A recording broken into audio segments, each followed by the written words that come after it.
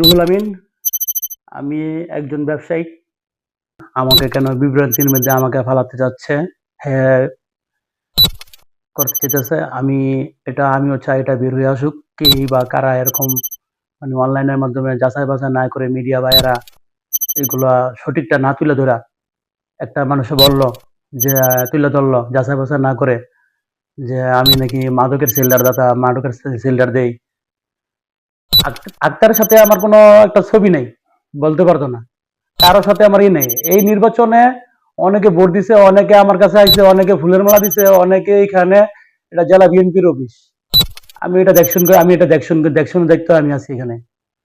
এখানে অনেকে আসে, অনেকে যায়। কে কি করছে আমি জানি না।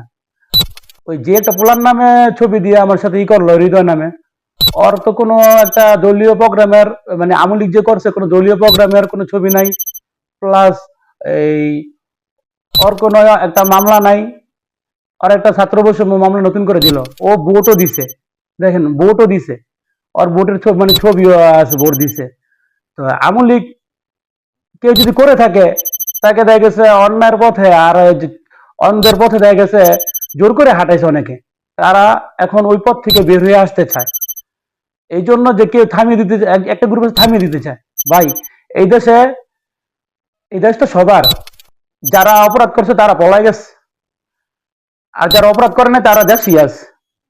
অনেকের ব্যবসা নেওয়ার জন্য অনেকে উচ্চাপড়া লাগছে, অনেকে অনেক জায়গায় ছাত্র বৈষম্য মামলা বাণিজ্য করছে। এটা আপনারাও জানেন। তো সাংবাদিক ভাইয়েরা, আপনারা যাচাই বাছাই করেন যে রুহুল কে, রুহুল কি মাদকের সাথে জড়িত কিনা, মাদক ব্যবসার সাথে জড়িত কিনা। আপনারা যাচাই বাছাই করে তারপরে আপনি একটু পত্রিকায় দেন। আপনারা যদি সঠিক তুলে না দাঁড়ান দেখান, তাহলে দেখে গেছি দেশ আবার ডুবে দেবো। আমরা আপনাদের কাছে সামনে যে আপনারা যাই করেন, মানুষের যেমন থানার মধ্যে তদন্ত করে একটা মামলা নেয়, আপনারা এরকম তদন্ত করে একটা নিউজ করেন। শুধু শুধু একটা মানুষকে হেয়পূর্ণ করেন না।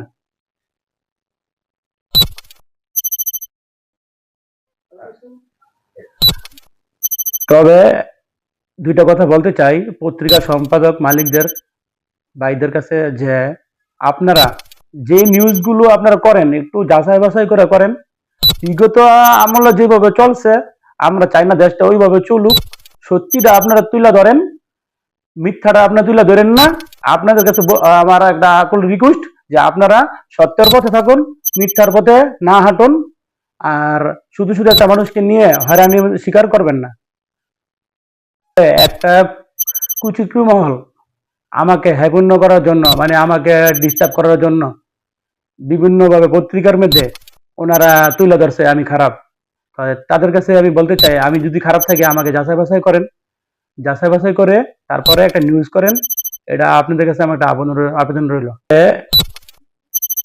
আমার রাজনীতি কেরিয়ার নষ্ট করার জন্য কিছু কুচক্রমহল এখানে সাংবাদিক ভাইদের এই মিথ্যা তথ্য দিয়ে, এই পেপার পত্রিকায় দিয়ে আমাকে মানে রাজনীতি থেকে আমাকে দূরে সরানোর জন্য উঠে পড়া লাগছে। তাই সেই ভাইদের উদ্দেশ্য বলতে চাই যে আমার কোনো খারাপ উদ্দেশ্য নেই। আপনাদের খারাপ উদ্দেশ্য যে আমাকে এই একটা ভালো রাস্তা থেকে আপনারা আমাকে দূরে সরাতে চান মিথ্যা অপবাদ দিয়ে। আপনারাও ভালো থাকেন আশা করি, আর আমাদেরও ভালো থাকতে দেন। কারোর ভিতরে প্রতিহিংসা রাজনীতি রাখবেন না, প্রতিহিংসা রাজনীতি আমরাও চাই না। সবাই ভালো থাকবেন। আসসালামু আলাইকুম।